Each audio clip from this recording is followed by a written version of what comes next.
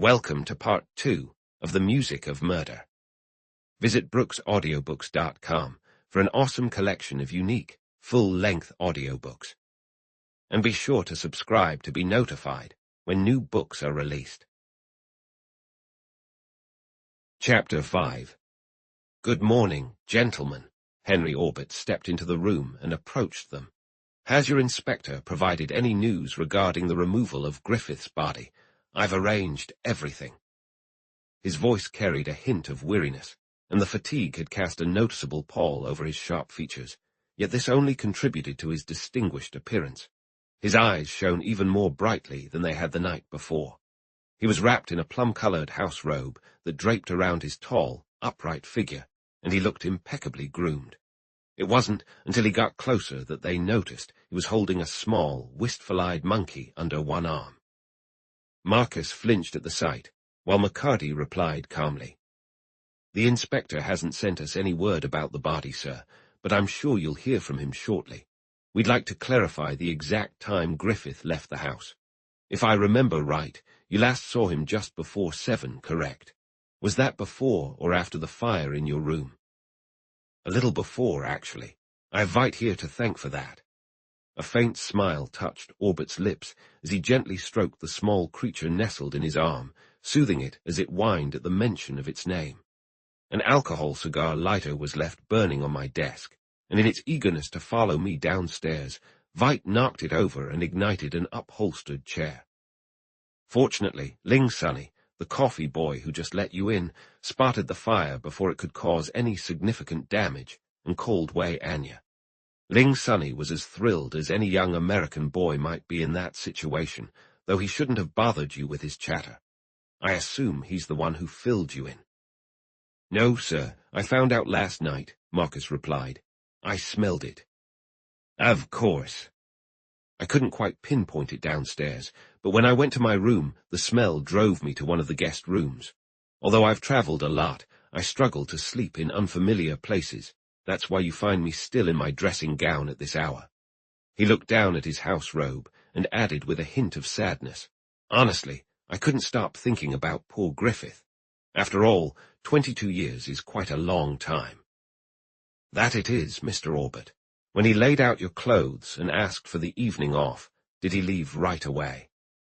"Yes, I told him to go have his dinner.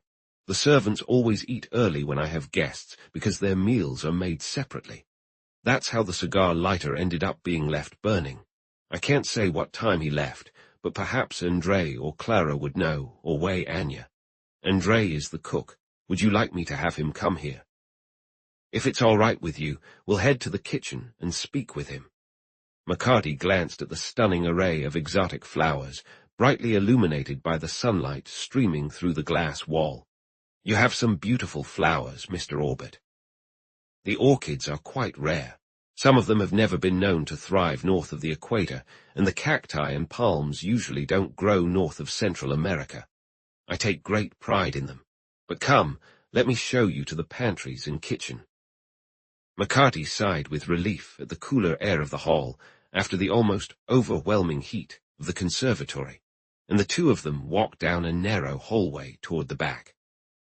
The half-open double doors to the left of the library revealed a grand dining room. Just beyond the conservatory wall, where the organ was situated, a room seemed to serve as both a gallery and a card room. The walls were adorned with paintings in heavy frames that nearly touched each other, while tables draped in green cloth were scattered across the polished marquetry floor, catching the light.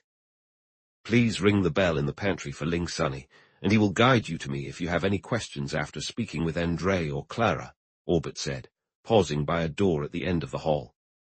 "Wei Anya is out at the moment, but I am happy to assist you in any way I can. Since the inspector took such an interest in it, I find myself quite curious about what business could have led Griffith to the part of town where he met his end. Beyond the butler's pantry, you will find the kitchen pantries, the refrigerating room, and then the kitchen." "All right, then," McCarty replied. "Chances are we won't need to trouble you again before we leave." He pushed open the door as Orbit turned away, with Marcus following him into a spacious room filled with shining glass and porcelain, its walls tiled in white. A door further along the wall they had entered from appeared to lead to the dining room, but McCarty led them to another door facing them. They walked down a short corridor and stepped into a large kitchen. A stout man, impeccably dressed in a starched white apron and cap, with a round, ruddy face and a bushy black mustache, glared at them from behind a long pastry table. "What brings you to my kitchen? Sacré nom, if Monsieur Orbit knows about this." "Don't worry about that, Andre. Mr. Orbit just showed us through the pantry," McCarty interrupted. "We'd like to ask you a few questions about Griffith." "Mon Dieu. Those are the police." Andre raised his flour-dusted hands in alarm. "What did you call us?" Marcus growled as he stepped forward, causing the plump chef to quickly retreat behind the table. "Gendarmes. It's French for gentlemen of the police," he stammered, his apologetic tone comically contrasting with the fierce look brought on by his thick mustache. "I know nothing of Griffith, nothing. He went out last night on some personal business, and this morning Anya came to me and said he was dead, that he collapsed in the street from a sudden heart issue. Is that right? So why are you so interested?" "Anya told you that, did he?" McCarty took a seat, while Marcus positioned himself near the door. "Did you ever hear Griffith say he had heart problems?" "Oh no, then it must have been something else that killed him," Andre asked quickly, then caught himself shrugging. "What do you want me to tell you?" "How long have you been working for Mr. Orbit?" "Next month will make it 6 years. I was a chef for a friend of Monsieur in Paris, and when he was killed in the war, Monsieur sent for me. Once the war ended, he allowed my cousin Clara, who was a soldier, to come too as the housekeeper. Clara and I don't involve ourselves in Griffith's matters. We know nothing about him." "Who else came to visit him, besides Riddle, the butler from next door?" McCarty asked. "No one." Andre wiped his hands and approached the table cautiously. "We seldom see Riddle because he arrives late in the evening, and after dinner is finished, Clara and I attend to our own matters." "What time did you and the others have dinner last night?" McCarty shifted away from his previous line of questioning. "It was before you served Mr. Orbit and his guests, wasn't it?" "Of course." "At 6:30, came the reply, an evident sense of relief in the voice. "Did Griffith join you for dinner?" "Of course," Andre replied, his surprise evident. "Ling Sunny set up the tables in our dining room, one for him and Anya, who prefer to eat alone together, and another for the 3 of us. But Griffith was late. He was attending to MCU. By the time he arrived, Anya and Ling Sunny had nearly finished their meal, and Clara and I decided we couldn't wait any longer." "Did he mention that he was going out?" "Not until after dinner. Anya went to prepare the table for MCU and his guests, while Ling Sunny put on his little embroidered satin jacket so he could serve coffee and liqueurs later. It was then that Griffith said he was going for a walk. Clara warned him that it was going to rain, a storm was coming, but he didn't care. He said walking was good for his health.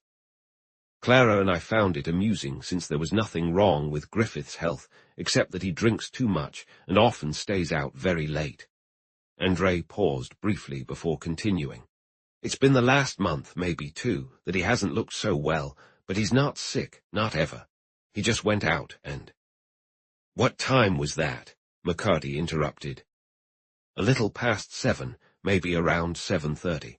But I was busy with MCU's dinner, and Clara was washing our dishes. We didn't pay much attention.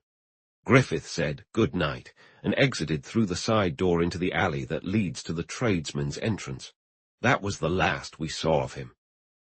Andre waved dismissively and turned back to the stove, checking the oven's heat, but McCarty remained seated. "The fire broke out in Mr. Orbit's room after Griffith left, then?" "Yes, you've heard about it." Andre looked back, his eyebrows raised in surprise. "It was nothing. We didn't even know about it until it was all over." Ling Sunny spotted the smoke and the flicker of flame and shouted for Anya, who quickly extinguished it. Monsieur was downstairs, waiting for his guests, and it was rumored that the monkey, Vite, had knocked over the cigar lighter. But I suspect it was Ling Sunny playing with matches. He's a mischievous little one, that Ling Sunny. You mentioned that Griffith hasn't looked well lately. McCarty shifted the conversation away from the boy's mischief. Did he seem anxious or preoccupied? Is there something troubling him that could affect his health, maybe even his heart? André shrugged again. If anything, he appears to be in better spirits. Clara and I believe he's won at cards. He looks, what's the word, worn out and tired because he creeps in with the dawn. Does Mr. Orbit know about this? McCarty pretended to be surprised. It's surprising he'd keep him on. If he suspects anything, he doesn't say a word. No matter how late Griffith comes home, he's always up bright and early. He drinks only when Monsieur isn't around. He is the perfect valet, and that's all Monsieur asks for. Well, we won't press for more details right now. Marcus had stayed silent during the conversation, but now he shared an anxious glance with McCarty, who nodded in reply. André, when did that fire actually start? Marcus took a deep breath. Last night. It must have been just moments after Griffith left. It's been less than 8 hours since it was extinguished, shortly before the 3 gentlemen arrived. So, before you were aware of it, just a few minutes after Griffith departed, did you hear anything? Marcus asked carefully. A kind of bang, like a firecracker going off, if you know what I mean. Like the red firecrackers Ling Sunny plays with that pop when he lights them. I know those, André replied grimly. A thoughtful expression crossed his round face. I recall hearing a brief, sharp sound, as if a door had slammed shut somewhere above us, shaking the house.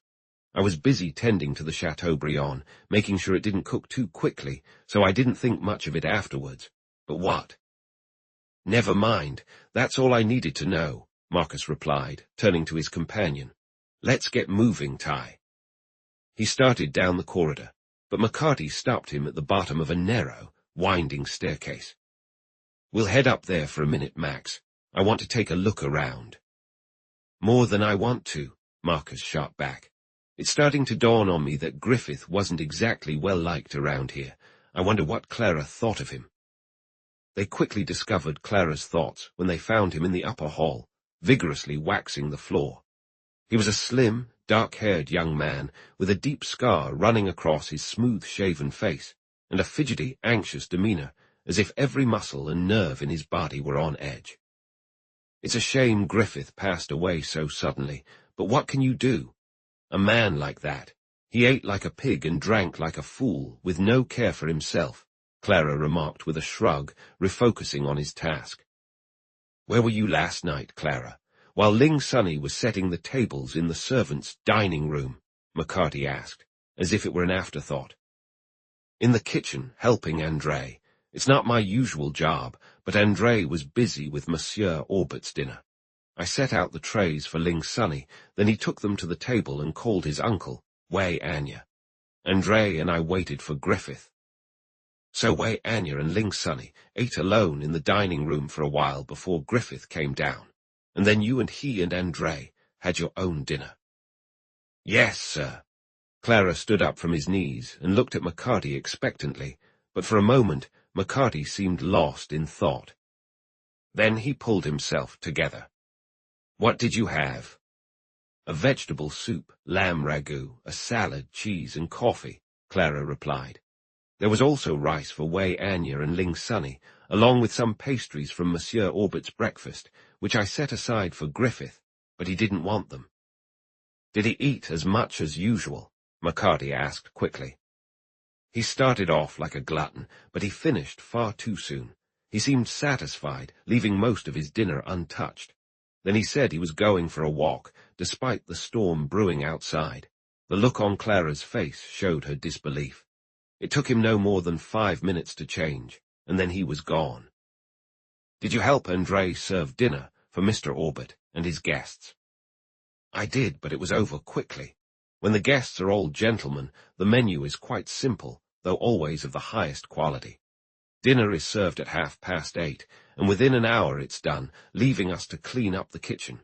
We received some French newspapers in the mail yesterday, and we took them to André's room to read. By 11, we were in bed. He spoke easily enough, but why had he felt the need to share such a detailed account of his evening without being asked? Did he think he needed to establish an alibi, and if so, what for? McCarty noted that he appeared honest and open, and anyway, there wasn't much point in arguing with him now. Even if he were lying, Andre would surely back him up. "Do you all sleep on the same floor?" Clara nodded. "At the top of the house. Would you like me to show you?" "No, I'll take a look around later, perhaps. What else is on this floor aside from Mr. Orbit's room?" "Monsieur's suite," Clara corrected. "He also has a private sitting room, in addition to his bedroom and dressing room. The rest of this floor, and all the one above, are set up as guest suites." "Does Mr. Orbit have many visitors staying in the house?" McCarty's gaze drifted to the numerous doors lining the wide hallway. "Not really. I've only seen one or two at a time since I arrived, and they're all gentlemen. Ladies are never guests here, although they often join us for dinner or come for the social events Monsieur hosts. But I need to prepare the table now for lunch, as Wei Anya is out." He gathered his brushes and started toward the back stairs, but McCarty stopped him. "Where did Wei Anya go? Did Orbit send him on an errand?" "I don't believe so," Clara hesitated. "When Monsieur does send him, which is rare, as I usually go, he ties back his queue and dresses in American clothes. But today, like when he tends to his own matters, he wore the normal attire of his country, not the splendid embroidered silk robes, but the simple, dark clothing you see on Chinese people everywhere. It's been 2 hours since he left." He turned back toward the stairs, and this time McCarty made no attempt to stop him. He waited until the houseman's footsteps faded away down the hall and a door closed. Then he turned to where Marcus had been standing just behind him. "Did you catch that, Max? I'm thinking." He paused, realizing he was speaking to empty space. Marcus had vanished. With a shrug, McCarty ascended to the next floor, but no one was in sight, and every door he opened revealed bedrooms decorated in various styles from the Italian and French royal eras. They looked quite elegant, though the rugs and curtains seemed a bit worn and the gilt was tarnished. Nonetheless, an air of cold neglect hung over the rooms, as if they were seldom occupied. The floor above appeared to be divided into many smaller rooms, as there were more doors right next to each other. Several of the doors were locked, but the first one that opened easily led to a large room at the back. It was furnished with only 2 chests of drawers and 2 matting-covered cots piled high with cushions. Matting covered the floor, and a niche in the wall was draped in rich silk, displaying a vibrant dragon. Lanterns hung from the ceiling, casting a soft glow. McCarty caught a whiff of faintly aromatic sandalwood and recognized this must be the room shared by Wei Anya and Ling Sunny. After closing the door, he retraced his steps and tried another door at the top of the stairs. This one opened into a room slightly smaller than the first, but it was still comfortably furnished with old oak furniture, a bright rug on the floor, and simple curtains at the 2 wide windows. Military brushes and other grooming items were scattered on the dresser, and a rack beside it displayed an array of neckties and scarves in rich, subdued colors. A lounging robe made of heavy quilted brocade lay across the foot of the bed, but it was worn and frayed. Was this where one of the Frenchmen slept, or? McCarty walked over to the closet and flung the door wide open. Inside, he found suits of plain black alternating with more expensive garments in conservative shades. A quick glance revealed that the suits were far too large for the slender houseman, but not quite big enough for the chef's stout frame. If this was indeed Griffith's room, could he have left any clue behind that would point to his unknown enemy? McCarty quickly searched the closet and found an empty whiskey bottle among the boots strewn across the floor, but the pockets of the various garments contained only small bills and newspaper clippings of racing results. In the top drawer of the dresser, he discovered a stack of letters written in different handwriting, all unmistakably feminine and sentimental in tone, though somewhat poorly composed. He decided to take them for later reading. The lower drawers were filled only with clothing, and there were no other containers in the room that might have held documents. However, his keen eye noticed a slight unevenness in the rug near the head of the bed. When he lifted it, he found a bank book and a checkbook held together with a rubber band. He pocketed those and then made his way down to the first floor, where he found Marcus lingering uncertainly at the top of the stairs. "Where the hell did you run off to?" he demanded. "If the inspector brought you in on this with me, it wasn't to mess things up, Max Riordan. And every time you wander off on your own." "Hold on, Ty. The inspector's here, talking to Orbit in his private sitting room. They nearly caught me snooping around," Marcus cut in. "He just dropped the bomb that Griffith was poisoned." "Come downstairs and tell me what you heard." McCarty motioned for him to follow, cutting the argument short. They made their way to the entrance hall, positioning themselves in the nook of a window by the door. "While you were asking Clara about the layout of the rooms upstairs, I figured I'd check out the rooms Orbit keeps for himself," Marcus explained defensively. "He sleeps in a bed with a canopy, all draped with curtains like a funeral. The chair that was burned is gone, but there's a singed spot in the rug, and the smell still lingers. I peeked into the bathroom, which looks like a gym and is nearly as large, and then I went into the sitting room. It's grand, Ty, filled with books, pictures, and flowers everywhere, not to mention the window boxes packed with blooms, despite the chill in the air. There was a piano in the room, with large sheets of paper scattered across the rack, each marked with what looked like hen tracks, as if someone had been trying to compose music by hand. I was just admiring it when I heard the inspector's voice approaching, along with Orbit in the hallway.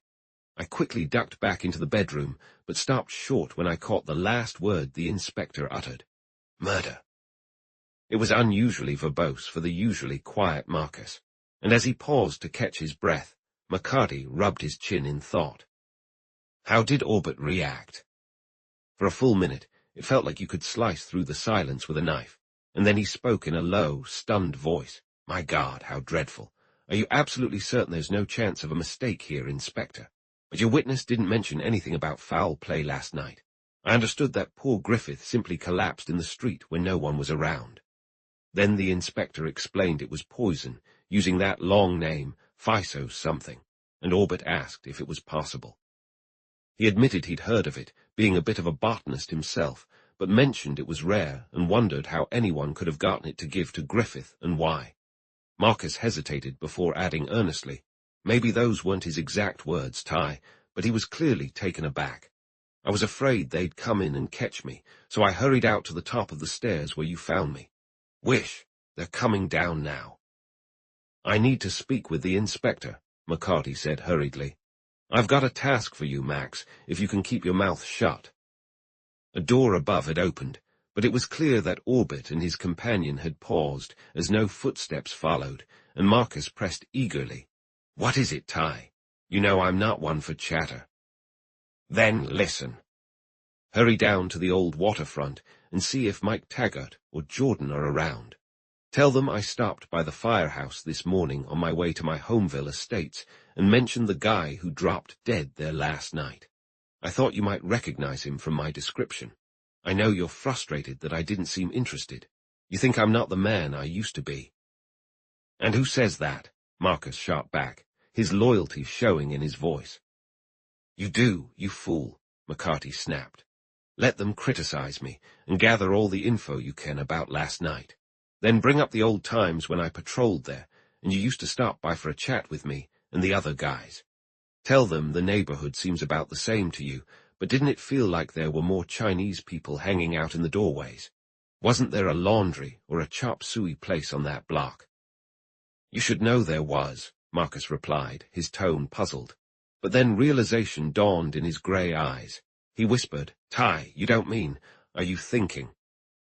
I need to know if there was a strange Chinese man in that street this morning, someone who might have been curious about what happened last night. If there was, his hair might have been tied up or hanging loose, but I have a feeling he'd look like Wei Anya." Chapter 6. Marcus had barely left on his task when the inspector and Orbit descended the stairs together.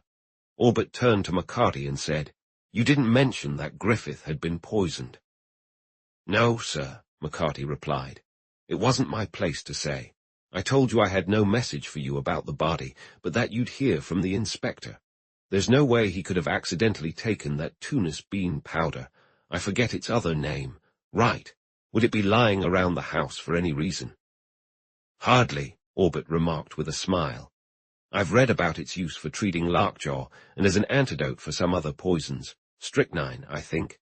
But you wouldn't find it in a typical household. Please let me know, Inspector, if I can assist you in any way with your investigation. The inspector nodded, somewhat unnecessarily, and as they continued down the steps, he commented to his companion, "This case is quite bizarre, Ty. The Thorn woman's butler seems pretty smooth, but as far as I can tell, he's up front. He's been betting on the races with Griffith at a pool room on 30th and gambling at a place over on the east side. Griffith was infatuated with some new woman named Gertie. Riddle suspects she's married, although he has neither seen her nor knows her last name, and she definitely doesn't belong in this neighborhood. He wasn't with Griffith last night and didn't even know he'd gone out." "Did you see anyone else in that house?" McCarty asked. "Just a very pretty nursemaid leaving with a baby. Did you find anything at Orbit?" "Not much," McCarty replied cautiously. "I'll explain later if you come by my place. I want to have another chat with the stout, bold guy next door, Ellison." "Sure thing, but I think we're wasting our time here in the mall. If we can follow Griffith's movements from the moment he stepped out of that gate until he collapsed in front of you, we'll catch the person who slipped him that Tunis bean. This case won't be too complicated, Ty."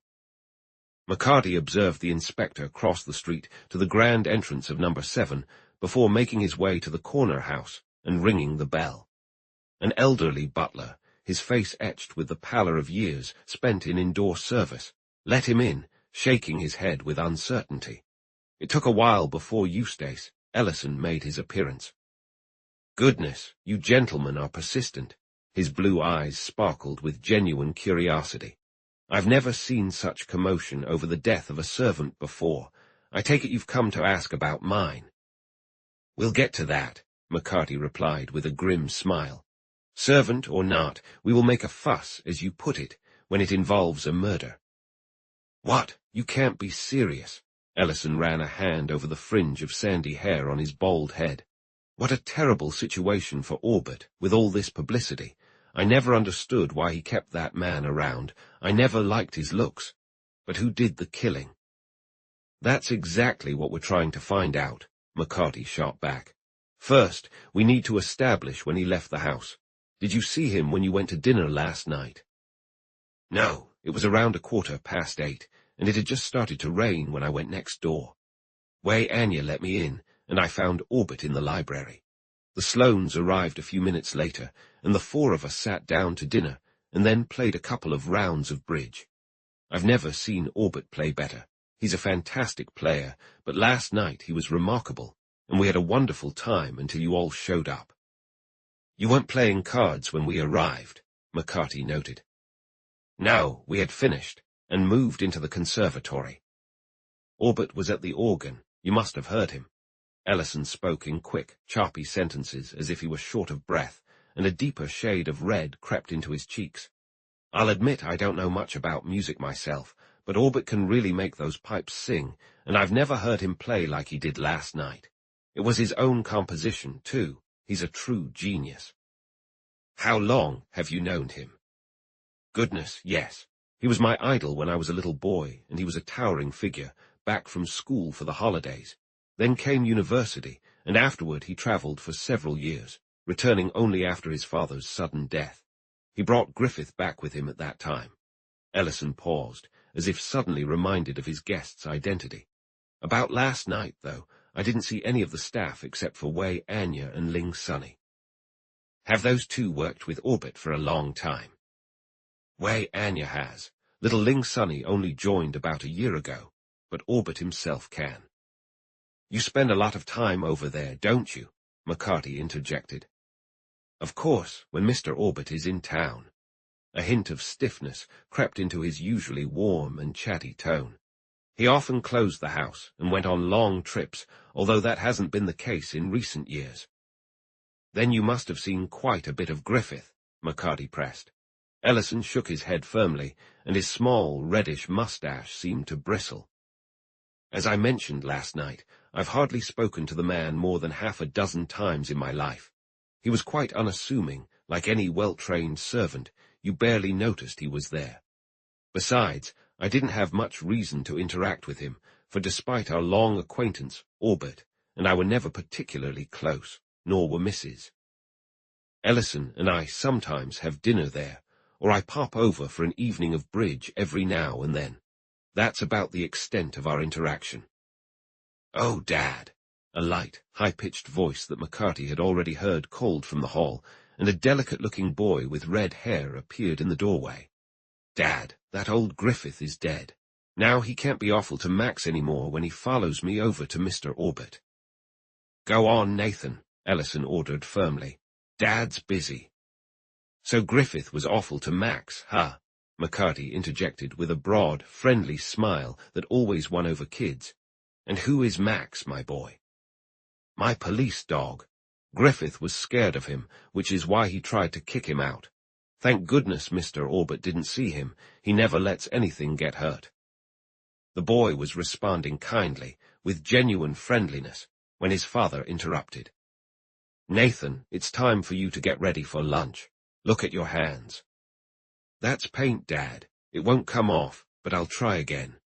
He nodded, his sensitive face lighting up with a smile before he ran down the hall, while Ellison commented, "That boy of mine is determined to be an artist, and he often goes next door to see Orbit's paintings. I've never thought much of that sort of thing myself. I'm afraid I can't provide you with any more information about that valet, and honestly, I'm not sure why you came to me in the first place."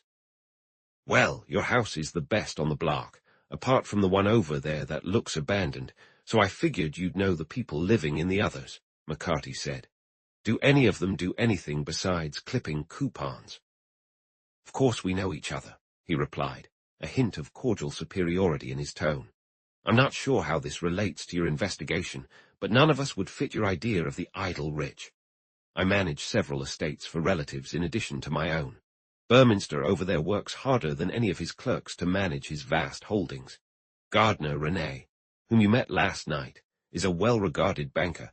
Benjamin Webster is a philanthropist, and Mrs. Thorne's late husband was a broker. Orbit doesn't delve into finance. His investments are all solid, and I doubt he even spends half of his income. Yet his contributions to art, science, and literature are nearly beyond measure." "Is that right?" McCarty interjected, clearly impressed. "So the Burminsters and Websters are also friends of Orbit?" "The Burminsters, yes, but when I said we all know each other here in the mall, I meant that broadly. The Websters are relative strangers to us all, despite being here for 2 generations. No, 3, since Benjamin Webster's young niece makes the 3rd. No one within these gates really knows them."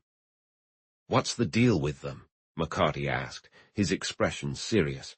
"Hasn't there been enough time over 2 generations to get acquainted?" Ellison shrugged. "Evidently not, in their eyes.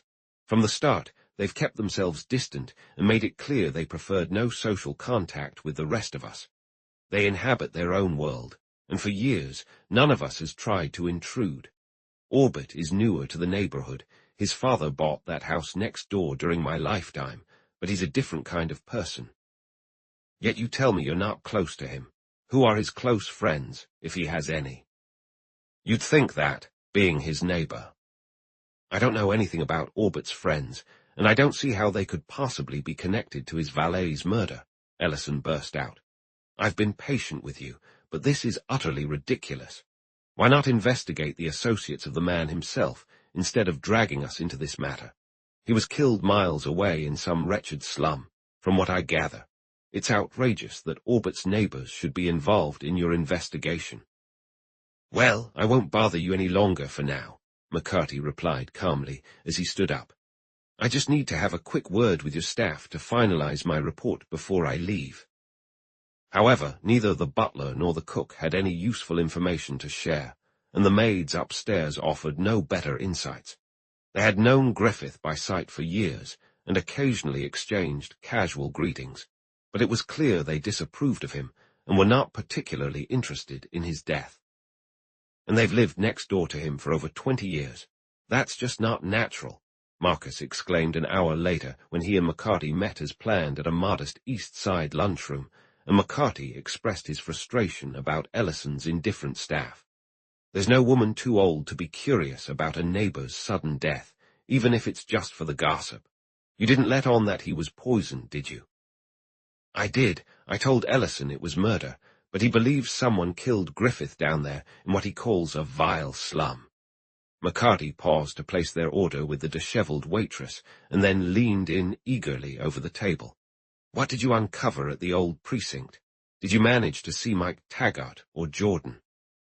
Both of them, Marcus replied, his irritation showing. Conceited young fools they are, I swear. Jordan completely overlooked that he noted Griffith as just another drunk case, and Mike didn't pay attention to the tag on the key ring. But they were having a good laugh at my expense for watching a man die from poison right in front of me without catching on. They didn't find it so funny, though, once I started asking about the old chop suey places and Chinese laundries. So you let it slip after all, McCarty said angrily. I should have known you would. I didn't spill anything but what I was told, Marcus shot back, a trace of stubborn satisfaction in his voice. It wasn't my fault they figured it out, as dim-witted as they are. They took it all in until I dropped that bomb, and even then, Jordan started rambling about a laundry down the street and a chop suey place just a block back, but Mike interrupted and demanded to know what I was getting at. What did I know about the Chinese guy who had been hanging around just an hour before, and what on earth was going on now? Honestly, it would have made your heart swell to see their faces. I told them you were foreclosing on a mortgage out at Homeville, and it was them who mentioned the guy being poisoned, not me. So which Chinese guy were they talking about? There was no fooling them then. They were sharp, but Jordan filled me in on the tall Chinese man with a face like a stone statue who spoke plain English, even if he did put a melody to it. I knew it was Wei Anya for sure. What about him? McCarty pressed. If he went to the station asking about Griffith when it wasn't even in the morning papers that the body had been identified, it's a wonder they didn't take him in on general principles. Wei Anya isn't that naive. Marcus lowered the knife he had been balancing on a piece of ham. He told them he'd overheard two other Chinese men at that chop suey restaurant where he had breakfast talking about one of their own who had collapsed and died in front of the station house the night before. Even though the restaurant owner claimed it was a white American man who had died, Wei Anya went there to confirm it, worried about his brother. Apparently, his brother was supposed to meet him the night before, but never showed up or some such excuse, and he had a weak heart. Anyway, those two sharp guys fell for it, told him the deceased was white, and I suspect they dropped a hint that it was more than just heart disease that took him down. It was only when I showed up with my questions that they started to realize they might have messed up. Where on earth is our coffee? The coffee arrived, and after they finished it, McCarty asked, What did you do next? You haven't been stringing the boys along at the house all this time. I haven't, Marcus replied, looking pleased with himself. I left them looking like they'd just received a gag gift, and since I still had time before meeting you, I took the long way to that chop suey place, found a table tucked behind the proprietor's desk, and ordered something bizarre. The owner was a cheerful, plump old man, and I was trying to think of a way to bring Wei Anya into our conversation when Jordan walked in, dressed casually. He was off duty, of course, but he just couldn't let things lie. The moment the old man spotted him, he squinted his eyes like an owl and pretended he didn't understand English. I could see right through his act. He knew all about Wei Anya. I almost laughed, remembering how he had been chatting with me while successfully fooling Jordan, who finally left without even noticing me behind the desk. Just give me that check so we can get out of here. They exited the lunchroom and headed west again, McCarty seemingly lost in thought. After a moment, Marcus spoke up, a hint of impatience in his voice. I just don't get it. We know Wei Anya was ready to stab Griffith just yesterday. If he slipped that poison into his food while he and Ling Sunny were alone in the dining room, and then heard from us that it had worked, you'd think he would have just stayed put, waiting to see what would happen next instead of showing up at the station and making himself obvious. Wasn't he the one who identified the body as Griffith? Don't you think he figured Jordan and Mike would know who the dead guy was, even if it hadn't been in the morning papers? If he wanted to find out whether the autopsy showed poison, he could have simply waited for the next edition. Yet, when you suspected he must have left this morning, you must have figured that he had a good reason for it. What made you think to send me down there, Ty? But McCarty responded oddly. If he was in a hurry to get there, he would have taken the subway over here.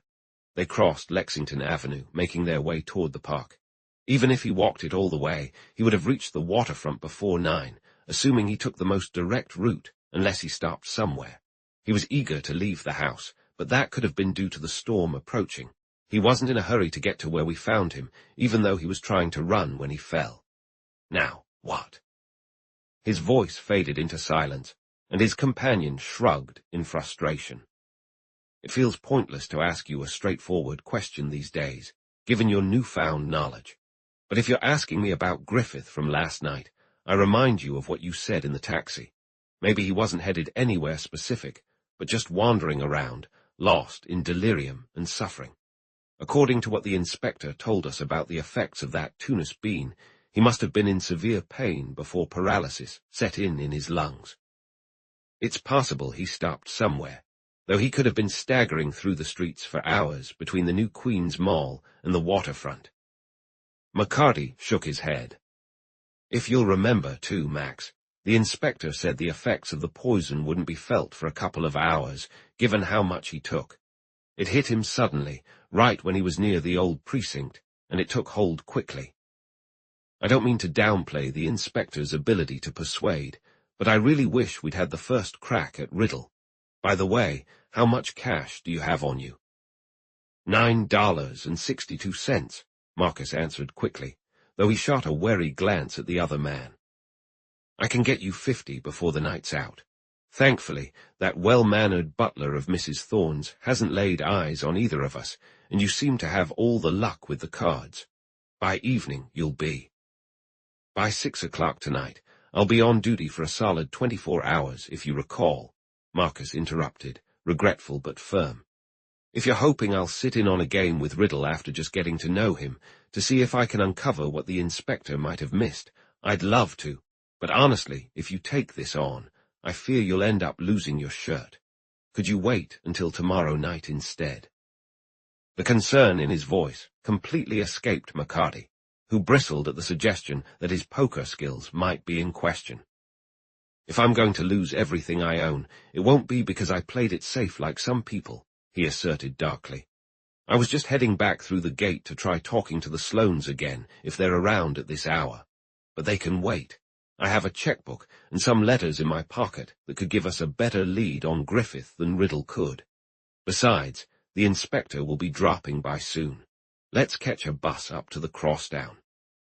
When they arrived in front of the entrance to McCarty's rooms, they were surprised to see the door of the antique shop next to it swing open, and out stepped the inspector himself. "Where have you two been?" he asked sharply. "I don't have time to go upstairs, but unlock the door, Ty, and let's step inside. Your friend Ballard from the Bulletin has been hanging around. How on earth did he find out you were involved in the Griffith case?" McCarty chose not to look at Marcus's embarrassed expression as he opened the door wide, but it was clear to him that the relentless reporter must have been in contact with Mike or Jordan at the station since his loyal but clumsy assistant's visit that morning. "I'm not sure, sir," he replied innocently. "I haven't seen Jimmy in ages, but what's going on? I thought you were heading to Webster's house. Did you find out anything useful from the old man about the hat?" "How did you know he was old?"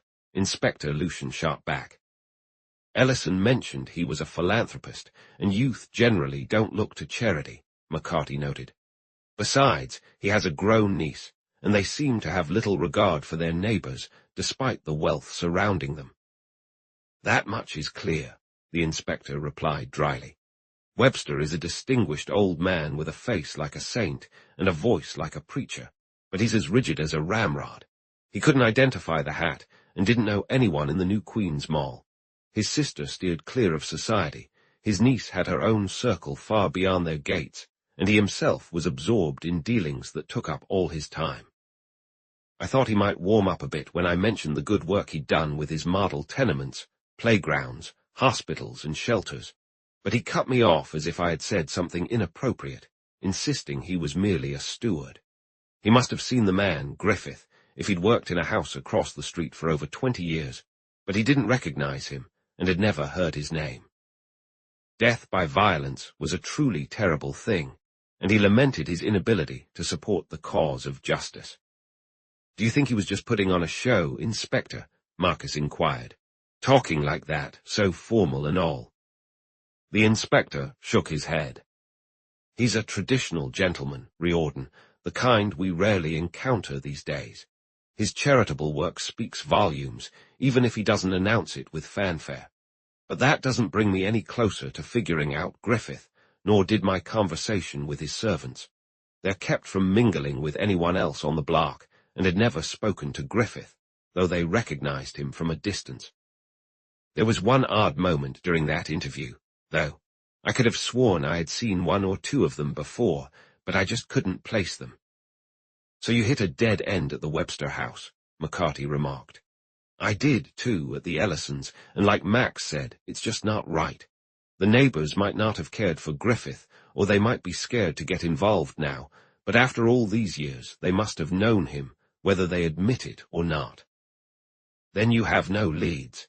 The inspector's expression grew serious. "If we don't solve this case quickly, the papers will scream that we're slacking off because Griffith wasn't a prominent figure. And with the elections coming up, the commissioner will be anxious to show some results. Right now, it's more crucial for us to figure out who killed that valet than if he were a king." Chapter 7.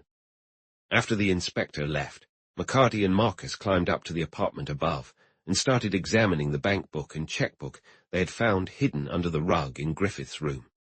The bank book revealed a consistent deposit of $150 on the first of every month, with various amounts in between, ranging from 20 to just under 100. However, it always showed only a small balance remaining. "If that 150 is his salary, it's pretty generous," Marcus noted. "Still, Orbit seems like the type who would pay well if he found the right fit, and he did say Griffith was an exceptional valet, remember? The money deposited throughout the month could be his winnings from races or card games. He was quite lucky, but it looks like he spent nearly every cent." "Or lost it all again," McCarty suggested. "Let's check the checkbook." The stubs in the checkbook were not very helpful. It seemed the deceased had created his own system for keeping track of who received checks, using only symbols to identify them. Disappointed by this method, McCarty set the checkbook aside and turned to the small stack of letters he had taken from Griffith's dresser, handing a handful to Marcus. "Here, Max, sort these out," he instructed. "You can tell something from the handwriting, if not by the names signed. If those are love letters from women, they're the bigger fools, and it's no time to be timid." For a moment there was only silence, broken by the sound of rustling paper and the occasional gasp from the shocked Marcus. Finally he looked up, his face lit with curiosity, and exclaimed, "Isn't it astounding how similar they all are?" "Who?" McCarty asked absently. "Women," Marcus waved a large hand in a vague gesture. "Whether American or foreign, you can spot the foreign ones by the odd words they use when they can't think of the English equivalent. They all start off writing to him as if they're doing him a favor, the scoundrel. Then they start bossing him around, nagging and finding fault. Before long, they toss in a dramatic goodbye forever, only to end with the same plea, begging him to come back. It's lucky for us, Ty, that we've stayed clear of them. We'd have been like clay in their hands." "Speak for yourself," McCarty shot back. "No woman alive could make a fool out of me, though I'm making sure to give none the chance. It's funny that they'd fall for a burly, middle-aged guy like him, though with his beady little eyes and that bald spot." "There's no telling what they'll find appealing," Marcus remarked darkly. "There's only one sensible woman among them, this one who calls herself Truda. She tells him kindly but firmly to stop writing to her or it'll bring trouble for both of them, and it's all such nonsense anyway." "She said that," McCarty asked, surprised. Well, not in those exact words. I've summarized better than she did, Marcus admitted modestly.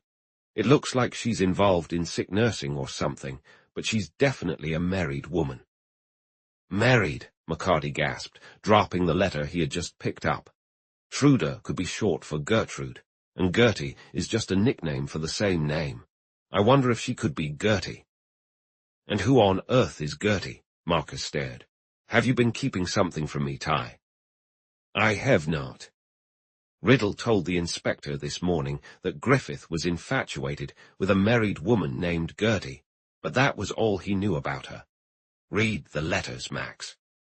There are only two. Marcus unfolded the thin, double sheet of note paper. Listen to the first one, dated August 22nd. Dear friend Alfred, I was surprised and delighted by the beautiful flowers you sent me, but please, you shouldn't do that anymore. I'm no longer a young girl who can accept such gifts, and he would be very angry to know. He is still around, but you haven't seen him for a few days because the elderly gentleman he cares for has deteriorated quite a bit. He hasn't come to see me at all, but he should soon, and my lady always speaks to him when she is well enough. She takes an interest in helping him learn English more quickly. I'm worried she might mention the lovely flowers, as I told her they come from you, and that could cause trouble for both of us. So, although I appreciate the kind gesture, I ask that you send no more. Your true friend, Truda. Humph, Truda doesn't sound very fluent in English herself, does she? McCarty commented. She seems like she might be Dutch, or one of those squareheads. I wonder where her husband could be that Griffith expected to see him. Anyway, it's him, not her, doing the nursing, Max. The two of them are, Marcus insisted. Just wait until you hear the second letter. Dear friend, I couldn't meet you as you wanted because my lady is well, and I won't leave her bedside. Besides, I wouldn't want to. What you write is nothing but foolishness, and you shouldn't do it again. You're amusing yourself with me, and it makes me angry that you keep sending letters I don't want, which could harm us both. He isn't as simple and gentle as you think. Nothing he says, but a lot he thinks, and when it comes out, it's truly awful. So you won't write again, nor will you try to see me. Your friend, Truda. She's definitely Dutch, and quite sensible. Griffith must have had quite the high opinion of himself as a ladies' man, chasing after a decent married woman who wants nothing to do with him, McCarty scoffed. I bet Riddle knows who she is, and her husband too, but he's probably too scared to say anything now. Ty, do you remember what Orbit mentioned about that Tunis bean being used as medicine? Who better than a trained nurse to know about medicines and poisons, aside from a doctor? Marcus's weathered face flushed with sudden excitement. Griffith thought Truda's husband was a dullard with no more spirit than a sick cat, but she says he's fierce when he gets going, and she ought to know. What if he found those letters, and as a foreigner with limited English? Max, McCarty stared at his friend in wide-eyed disbelief. Hold on, I wonder if you've struck gold. If Riddle has been holding back anything, he's bound to reveal it now. Are you certain there are no more Truda letters aside from the two? Not here, but you haven't gone through all your letters yet, Marcus reminded him. McCarty pounced on the few that remained, quickly scanning them until he seized one with a satisfied exclamation. But his expression faltered as he read the page, then looked up at Marcus's tense face. Listen to this, he declared, voice brimming with gravity. It's short, but says more than the other two combined. Friend Alfred Griffith, I have tried to be kind to you, but it's not working. Now I must say that if you write again, I will tell my husband that you need to stop. He already knows you're bothering me, but if any more letters come, he will come out and make sausage meat of you. Enough is enough. Truda, it's dated just 4 days ago. Do you understand, Max? Only that the husband works nearby, but we figured that out already. Nearby, McCarty interrupted. He's right across the street. Didn't Renee mention that his elderly father is an invalid with a male nurse who's a Swede and hardly speaks any English? Come on, we're going back to the new Queen's Mall. Marcus was struck by the significance of their discovery, and managed to ask just one question when they stood once more at the entrance gate. How do we approach him? Approach who? The Swede at Renee's. We first need to find out if his last name starts with L. I'm not going near him until I've located and spoken with this Truder. I'm after Riddle, and I'll be leaving you outside the gate, Max. Maybe you can make his acquaintance tomorrow, after all." James Jennings let him in, and paused for a moment to speak with Marcus, while McCarty hurried to the Thorn house and rang the bell. The door was promptly answered by a tall, slender man in his mid-30s, with striking features and an intelligent, composed demeanor reminiscent of an actor. The mild puffiness around his slate-grey eyes and the fine lines at the corners of his mouth were the only signs of any potential indulgence that the watchman Jennings had mentioned. He stood with a distant but polite expression, waiting to hear the reason for the visit. "You're the butler here. Riddle is your name." "Yes, sir," the man replied, his tone revealing no surprise, though his eyes narrowed slightly and a hint of deference slipped away from his manner. "I'm a special deputy from headquarters." McCarty displayed the old badge he had retrieved just before leaving his rooms with Marcus. "Inspector Lucien thought you might have forgotten something or two this morning that you might recall by now. Where can we speak privately?" Riddle hesitated for a moment, and then stepped aside to allow McCarty to enter. "Come this way." He shut the door and, turning, began down the hallway toward the back, with McCarty following closely behind. The butler guided his unexpected visitor through a door that led into the family quarters of the residence, arriving at a dining room that was simple yet inviting. He gestured toward a chair at the table before taking a seat across from his guest. "What can I do for you?" His voice was brisk but not hostile, and McCarty wasted no time getting to the point. "You can tell me where Truder is working now, looking after the sick woman." "Truder," Riddle frowned, as if confused, which made McCarty's patience wear thin. "Oh, come on, you know her. Gertie is what Griffith may have called her, but Truder is what she signs in her letters, and she mentions you." "Me?" Riddle chuckled in disbelief. "There must be some mistake. I don't know anyone by either name." "You mentioned her to the inspector this morning." "I said Griffith talked about a girl named Gertie he was keen on, but I didn't know anything more than her name. From what he said, I gathered that she was married." Riddle cleared his throat discreetly. "I told the inspector that Griffith and I enjoyed a bit of entertainment together now and then, but nothing involving women. He was always chasing after one or another, and I didn't pay much attention to his tales. But in the case of this Gertie, he did mention someone was in the way, and I assumed he meant a husband. You know full well there's a husband, and it wouldn't take much effort for you to toss a stone right now and hit him." McCarty shot back. "She's a respectable woman who has no interest in Griffith and his nonsense.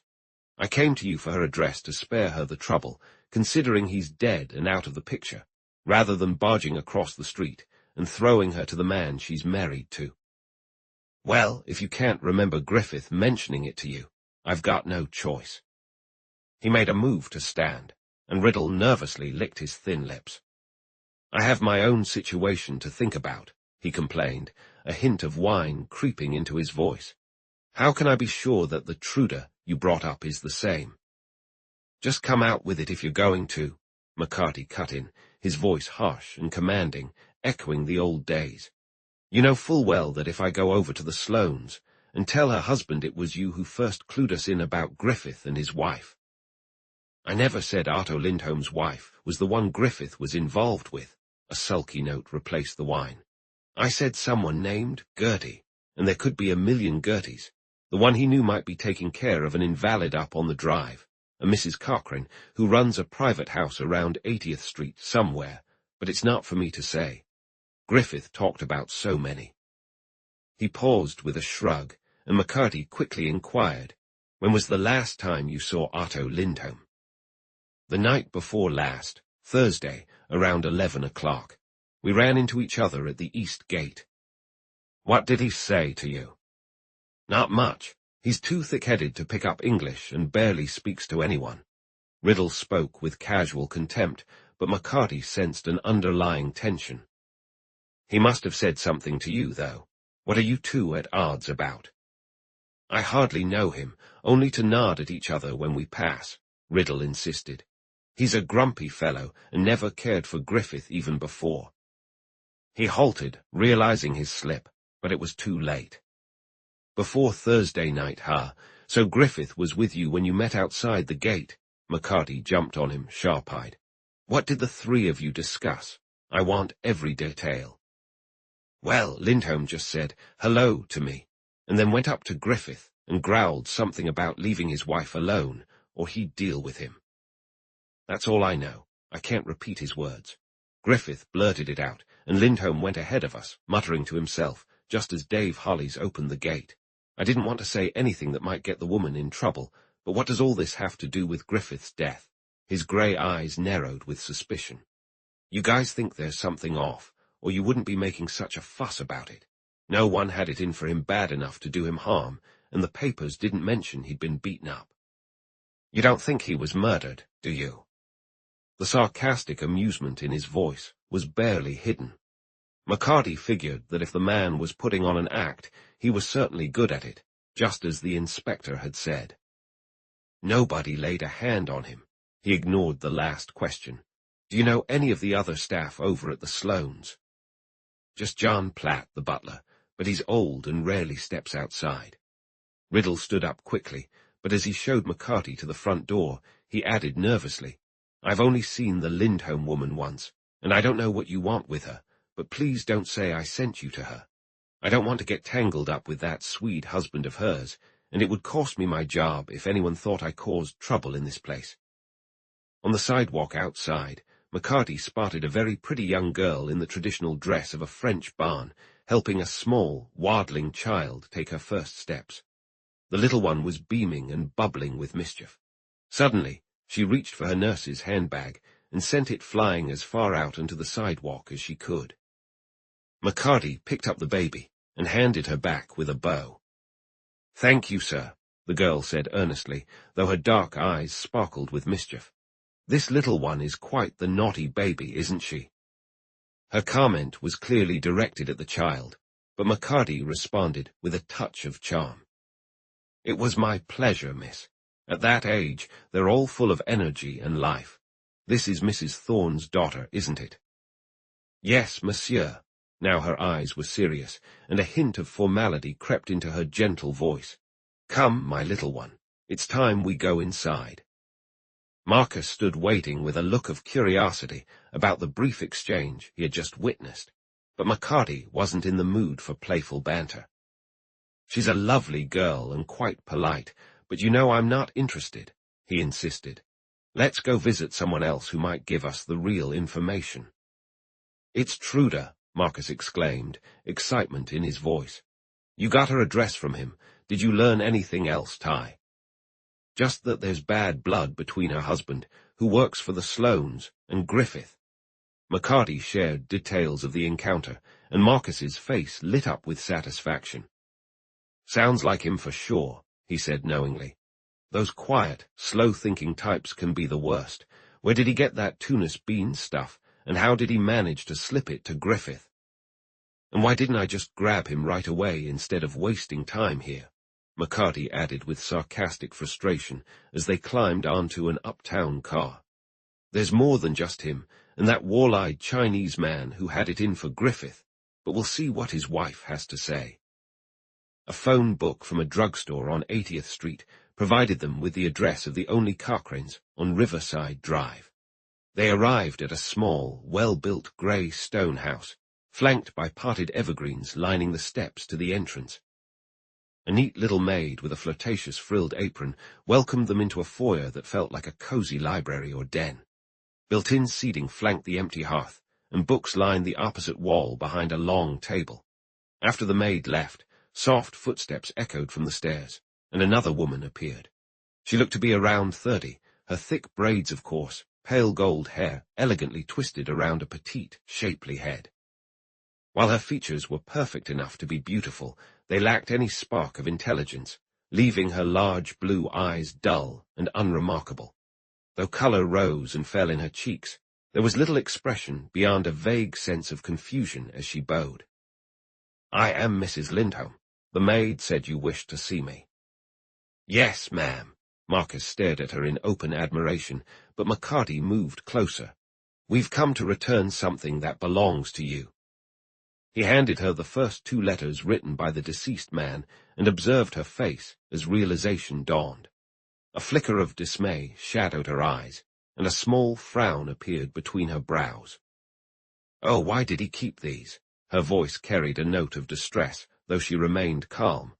"What a nuisance he was, poor man. Where did you find these?" "Among his belongings." McCarty stepped closer. "You know he's dead, then?" "Alfred Griffith. Yes, I saw it in the papers this morning. It was so sudden. Are you his friends?" She folded the letters and tucked them into the belt of her crisp white nurse's uniform. "Please, sit down. I can't be away from my patient for long." "We're taking care of Alfred Griffith's belongings and coordinating with Mr. Orbit for the funeral," McCarty explained as they settled into the offered seats. "You and he were good friends, weren't you?" Truda Lindholm shook her blonde head slowly. "No, I met him by chance when I was visiting my husband, who works across the street from Mr. Orbit. Then he waited for me 2 or 3 times.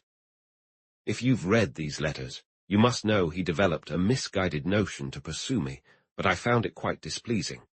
Now he's gone, poor man, so we shouldn't dwell on it, right?" "But you did discuss it, didn't you, Mrs. Lindholm?" McCarty asked. "You told your husband." "Oh yes, it's only right that I inform him." Her eyes widened, yet her tone remained steady, without a hint of confusion. "I already told him that Alfred Griffith was following me, and there was a time when he and his friend from next door wanted me to go to a dance with them. Such nonsense, for a married woman. I think it is just silly, but Otto is upset, so I haven't mentioned it again." She spoke with the innocent straightforwardness of a child. McCarty pressed on. "You did tell him when Griffith wouldn't stop writing to you, though. When was the last time you saw your husband, Mrs. Lindholm? Thursday evening, wasn't it?" "Yes, Thursday. That's when I told him. I was tired of being bothered and thought he would talk to Alfred Griffith, but now I regret it." "Why?" Marcus suddenly found his voice, and she turned her calm, curious gaze toward him. "Why should Otto worry for no reason? He takes things to heart so deeply, and now it makes no difference. Please don't think that I lack sympathy regarding the unfortunate death of your friend. It shocks and saddens me to read about it, but death is always a sorrowful matter. Thank you very much for my letters. It was foolish to let them go unburned. Now, if you'll excuse me, I must go to Mrs. Cochrane." She stood, and Marcus and McCarty followed suit, though McCarty shook his head. "Just a moment, ma'am. Was it here you saw your husband on Thursday?" "Yes, he came to see me. But what is this?" "Why do you want to know?" Her voice rose slightly, revealing her surprise. "Because I need to understand what went on between you and our friend Alfred Griffith," McCarty replied insistently. "Have you heard from your husband since?" "He called me yesterday." The color drained from her cheeks, then rushed back in a flood as she clasped her hands together. "Oh, are you saying there was trouble between them? A fight? How unfortunate. Otto came to me around 9 o'clock on Thursday night. Just 2 days earlier, I received another letter from your friend asking to meet. I was furious. I told him I would inform my husband, and I did when he arrived because I was still angry. Otto became even more upset and insisted on going to confront Alfred Griffith. But I told him to wait. Maybe there wouldn't be more letters, and then everything would be fine. I come from Bavaria, but my husband is Swedish and he has such a temper. Sometimes I feel like I don't know him, and we've been married for 6 years now. We didn't speak of Alfred Griffith anymore, and I thought Otto had forgotten. Has he gone and made enemies with him yet?" "I suppose they exchanged harsh words, ma'am, but it doesn't matter now, as you say." McCarty observed her with a growing sense of wonder. Could she really be as naive as she appeared? Griffith had clearly meant very little to her. She seemed completely devoted to her husband, and every time she spoke, it felt like she was giving him another bruise. "But it's bad luck to be at odds with the dead." She shook her head, making a clucking sound with her tongue. "It's my fault for speaking so quickly. Alfred Griffith only ever had foolish ideas for jokes. He wasn't a bad man." "Well, it's all settled now, so that's that." McCarty exchanged a quick look with his colleague. "We won't keep you from your patient any longer. Is it a difficult case?" "It's her nerves and heart." A softer tone crept into her otherwise dull voice. "Mrs. Cochrane has suffered greatly. She lost her little boy less than a month ago." "That's tragic," McCarty said absently. "What did he die of?" "Tetanus." Marcus stiffened. "Is it contagious?" he asked anxiously. "Can you catch it?" A small smile played at the corners of Truda Lindholm's smooth face. "Oh, no. It comes from the scratch of a rusty nail sometimes, and it causes the jaws to clench and lock." "Lockjaw," Marcus exclaimed, staring for a moment before his own jaw snapped shut. "Let's go, Ty. We have an appointment we're going to miss." Chapter 8. They argued fiercely all the way back to the New Queen's Mall. Marcus was convinced that his prediction had already come true, while McCarty challenged his claims out of habit more than anything else. Deep down, he felt the evidence was still too vague, the hints too thin to weave into any solid proof. "What did this Otto say to him?" he pressed as they reached the west gate on the avenue. "Way Anya went further than just talk with a knife. Truda is now working in a house where a child died from lockjaw, and Tunis bean is one of the remedies they try for it. So you're convinced that Otto got hold of some from there, or that Truda gave it to him. He must have sneaked across the way and slipped enough of it into Griffith's dinner without anyone knowing to kill him. It's a good thing you chose firefighting, Max, instead of joining me on the force." "Is that so?" Marcus shot back. "I'll remind you that I'm still on my job. Maybe it's for the best that you left when you did, since you can't see past the tip of your own nose. You couldn't even catch a whiff of what happened last night. Who else in the area has been near a case of lockjaw? And why would that powdered bean be just lying around? A man's a man, whether he's Swedish or Chinese, but you might grab a knife or a blackthorn in a fit of rage if you saw someone abusing a child. It would take something much bigger to make you sit back, cool and collected, and plan a poisoning. But a jealous husband might do just that, and did Otto threaten to take care of Griffith, just like Riddle said? Truda has no idea what's going on, but then again, she probably wouldn't notice if a powder factory caught fire next door. It's a shame such a respectable-looking woman could be so clueless. "We have another matter to consider, though," McCarty pointed out. "Where on earth is James Jennings?" He rang the bell again, and Marcus gestured through the lattice of the fence. "There he is, all the way at the end of the block, letting another man out of the east gate. The residents here have put up quite a wall around themselves, but they can't keep out time, illness, or murder. Good afternoon, sir." Dressed impeccably in a frock coat and a tall silk hat, the older of the two Sloanes they had met the night before strode briskly down the avenue toward them. He seemed, for the moment, unaware of Marcus, greeting as he fumbled with his gold pince-nez and stared down the length of the closed-off street. "What on earth is that fellow doing?" he muttered, then straightened up and addressed the couple nearby. "Ah, you're the gentleman from headquarters, still investigating Orbit's valet. I seem to have misplaced my key again. What an inconvenience." "Look, the watchman has spotted us. He's coming over quickly." McCarty nudged his companion and then turned to gardener Renee. "We've been speaking with the other servants on the block, but we haven't visited your house yet, since you mentioned that only your butler and the trained nurse would likely know about Griffith." "Unless I'm mistaken, that was Lindholm, the nurse, just leaving through the other gate," Renee exclaimed angrily. "What sheer audacity, abandoning my father like this without permission. It always unsettles him to be left alone. But what does this have to do with the valet's death? Wasn't there anything particularly suspicious about it?" "Pure nonsense, holding an investigation like this in the mall."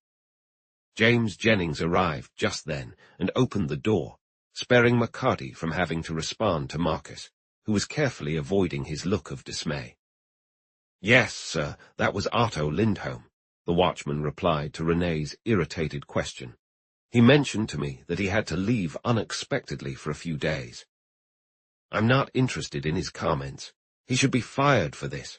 Renee stormed off, not paying any more attention to the two who had followed him. Marcus tugged at McCarty's sleeve. "We've lost him," he exclaimed, feeling defeated. "His wife might not be as clueless as we thought if she's called and tipped him off." "Calm down," McCarty warned. "James, did Lindholm say where he was headed? He must have been called away in a hurry since we had an appointment with him." "He didn't say, but he looked more glum than usual and seemed rushed," James replied, turning to wait for them, as they had not moved forward. "Well, it doesn't matter now. We were supposed to meet the inspector, but I guess he's gone downtown. We should head out ourselves, Max." As they stepped outside the gates again, Marcus remarked, "The woman is probably gone too, and it's almost 6. I have to get back to the firehouse to report in, but let me know if you find them all right. No matter when or how he managed to poison Griffith, it must have been Lindholm, and his running off proves it. Can you believe those 2 fools, the man and the woman, being behind all of this?" McCarty shook his head. "This wasn't a crime of strength, Max, but one of cunning, and I suspect the mastermind behind it is too clever to flee without a good reason. I'll stop by tomorrow morning if there's any news." On the west side of the park, they went their separate ways, with Marcus heading back to his duty and McCarty returning to the Cochrane house. As had been predicted, Trude Lindholm left in a hurry half an hour earlier, after a phone call that informed her of a serious illness in her family. The same neat maid who had opened the door during their initial visit was the one to share this news, though she couldn't identify the source of the message. She did mention that Mrs. Lindholm appeared more troubled about leaving her patient than she was about her own family's crisis. Trude had been there almost a month, having arrived shortly after the tragic death of Mrs. Cochrane's little boy, and she came highly recommended from the West End nurse registry. Everyone had liked her. At the registry, McCarty managed to get an address in the Bronx, only to find out from the Swedish couple living there that Mr. and Mrs. Lindholm had boarded with them until a month ago, then left, providing the Renee house as their forwarding address. He had a lonely dinner that night before returning to his rooms, feeling frustrated as he reflected on the lack of progress from the day's investigations. Griffith's murder defied all his instincts and thought patterns. If Wei Anya was unaware of it, what had driven him to the crime scene that morning? Were Lindholm and his wife really so naive as to flee at the first sign of an investigation if they were innocent, abandoning their responsibilities? Had Riddle truly revealed everything he knew? McCarty bit down angrily on his unlit cigar as he walked back and forth. How would the bright minds in the new scientific school of criminal psychology at headquarters tackle this mystery? With a real case before him, could those books he had obsessively studied finally offer him some insight? With uncertainty, he dug out his newly acquired collection from the back of his closet, then halted when he spotted the pale blue pamphlet poking out of the pocket of the coat hanging nearby. It was the book he had borrowed from Orbert's library the previous night, thinking it contained something on psychology that might actually make sense to him. Now he settled himself in with determination to study, surrounded by the books from his own collection. It was dawn before he finally went to bed, firmly believing that this new school was not meant for him, and that if he were to succeed at all, it would have to be through the wits God had given him, his only real knowledge, as he had once told Marcus. Yet Sunday came and went, followed by Monday. Griffith had been laid to rest in the grave provided by his late employer, and still there was no hint of who had killed him. Wei Anya coolly stated that he had been in Chinatown the morning after the tragedy, and claimed he could provide numerous relatives to back him up. Not a single trace of the Lindholms could be found, and Riddle remained closely tied to the Thorne house, giving Marcus no chance to make any sort of connection. The newspapers began criticizing the police department. Inspector Lucien faced harsh criticism from above, and Marcus gloomily predicted failure. "The truth will never come out, Ty, with the Lindholms disappearing like this," he said on Tuesday afternoon as they strolled slowly down the mall toward Orbert's house. "Maybe if we could uncover Griffith's actions from the time he left here to the way he went to where he ended up.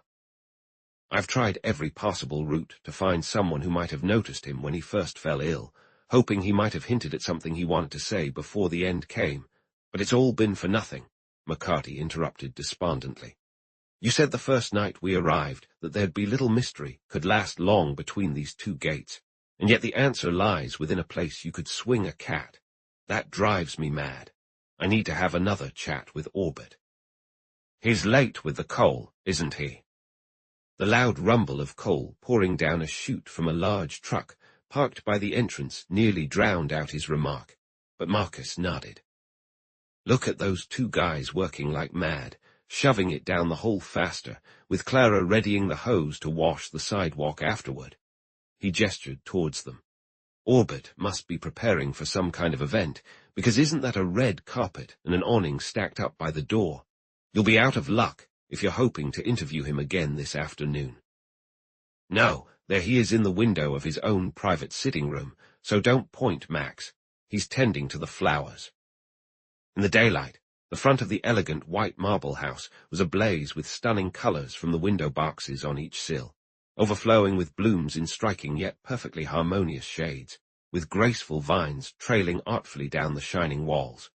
In one of the second-floor windows, Henry Orbit's tall figure appeared, his dark hair touched with silver clearly visible as he leaned forward. When he spotted the two below, he graciously nodded in acknowledgement. "Shall we go to him now?" Max asked. "Let's take a stroll down to the other gate, and back first. Did you notice that there's no sign of James Jennings on the block? Despite the inspector's insistence, they had been given a temporary key to the mall, allowing them to bypass the offices of both the day and night watchmen. Yet until this moment, they had always encountered one of those guardians. Maybe he's just having a chat with a maid in one of the houses," Marcus suggested helpfully. "Can't blame him. It must be incredibly boring out here." "Looks to me like the gate's ajar," McCarty said, unconsciously picking up the pace. "Let's go check it out." The gate swayed slightly open, but the pedestrians on Madison Avenue paid it no mind, and the absent watchman was nowhere to be seen. "Let's close it," Marcus said, turning to McCarty. "James is a good guy, and we shouldn't get him in trouble with the likes of those lords just because he stepped out for a moment. He's got his own key to get back in, and anyway, these gates are just silly." "Breaking a rule is still wrong, Max. We can't condone that," McCarty replied, the training of his years returning to him. "Let's just focus on our own business and head back to Orbit's." "James can't have gone far," Marcus argued. "That coal truck will be letting out soon, and it's nearly empty now. I bet those guys got a tip from Orbit to work that quickly. Look, he's moved to the other window." Wei Anya greeted them, as stoic as ever. It seemed their arrival was expected, as he promptly led them upstairs to the private study. Orbit turned from the window with an inquiring expression, holding an oddly shaped, silver-mounted sprayer in his hand. "Do you have any news for me?" he asked quickly. "Nothing definite yet, but don't let us interrupt you, Mr. Orbit. I just wanted to ask you a question or two." "Happy to help with anything you need, of course." "I'm just spraying the flowers to get rid of any coal dust that might have settled on them." Orbit turned back to the window as he spoke. "It's a shame that such a dreadful, practical need should ruin their beauty, but the truck is on its way now." The rumble of the heavy vehicle echoed from below. McCarty moved to the other window and noticed the familiar figure of James Jennings standing by the eastern gate, wide open. "Are you having a party later, Mr. Orbit?" "A musicale. Giambattista is set to perform, and my guests will arrive in about an hour. The unfortunate delay in delivering the coal. What did you want to ask me? I would have sent out new invitations if I could, as I'm not really in the mood for a gathering. The mystery surrounding poor Griffith's death is more troubling than anything I've faced in years, and I'm anxiously awaiting its resolution." He stepped forward again, putting the sprayer back in its case, and settled into the chair by his writing table. "Well, Griffith left quite a bit of money for a man who spent it so freely, and the inspector mentioned something to the newspaper folks, so if anyone thinks they can file a false claim, they'll probably show themselves. He wants to know if you've been approached." Marcus stared in surprise at this unexpected turn of conversation, but Orbit shook his head. I haven't heard anything from any potential claimants here or in his homeland, but I've instructed my attorneys to send a cable to Cornwall, not only to locate Griffith's heirs, but also to see if any close relatives are in genuine need. I believe it's the least I can do after 20 years of dedicated service. You haven't replaced him yet.